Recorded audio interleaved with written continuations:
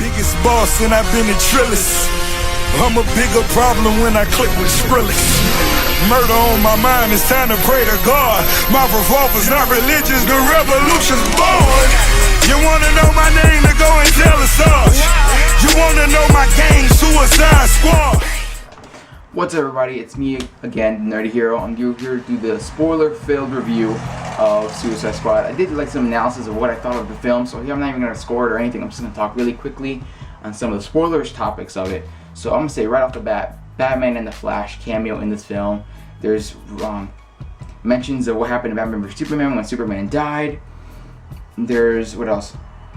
Obviously Enchantress being the villain in this film. All that stuff I'm going to talk about right here. So first things first, the Flash comes. A report had come out of basically spoiling the fact that the Flash was going to be in it, and ended up being like one of the reshoots that they had done that was rumored to have been done.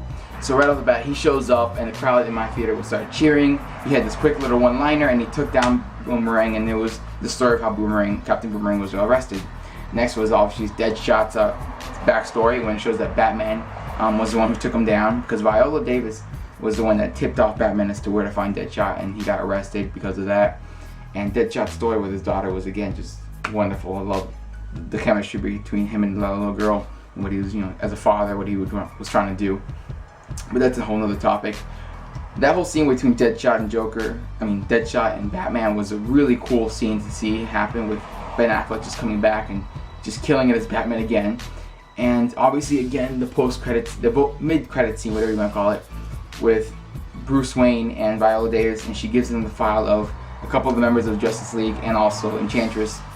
So now that you see that he's forming the Justice League, and he's actually working, or at least getting information from Argus, and I believe that Viola Davis does know that he's Batman. Knowing her, she knows everything, so she probably does know. What else? Something else I want to talk about real quickly. Oh yeah, so I want to talk about the villain and why I did not like him, and I mentioned that in my spoiler-free review. I didn't like it because it just kind of like felt too convenient, just kind of like a forced villain.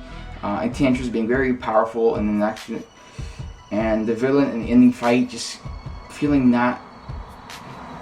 The biggest problem I had with the villain was that their plan was just to destroy the world, destroy all the machines, and they built this thing that just does something that you don't even know, and it's just kind of, you feel like what is the purpose of all this? And she's just like moving around just like this, just like moving around just like this, moving around just like this. I mean, that's just the character trait that she brought on. Kara played her role, and she did wonderful. I did like her look as Enchantress, which was either the cool looking one or the Gollum looking one right there.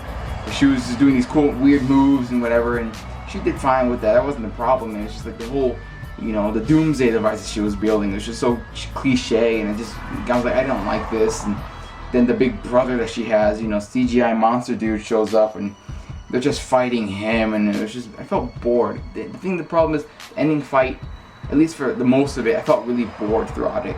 And I mean, obviously El Diablo dies, and he turns into this giant monster and fights the big baddie, and he slowly, gets overcumbered by the bad guy, and he just like, blow it up, and Diablo dies. He was one of the coolest characters in the film, and I'm sad to see him go.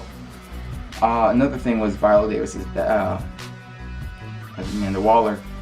She is just a pure jerk. She legit just killed like 5 FBI agents because they hadn't have clearance, like that was like, whoa, okay, this lady needs to calm down. Dang, that's pretty hardcore. The end of the film, Joker comes back and he saves Harley from the prison.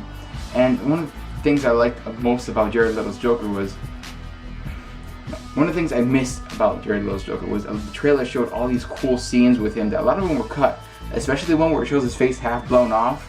And you could tell that scene was supposed to happen after the carrier had crashed into the building, and supposedly Joker had died. There must have been a scene where his face was half blown off, like the trailer showed, and he had the grenade in his mouth, and he dropped it, and he's like, bye-bye.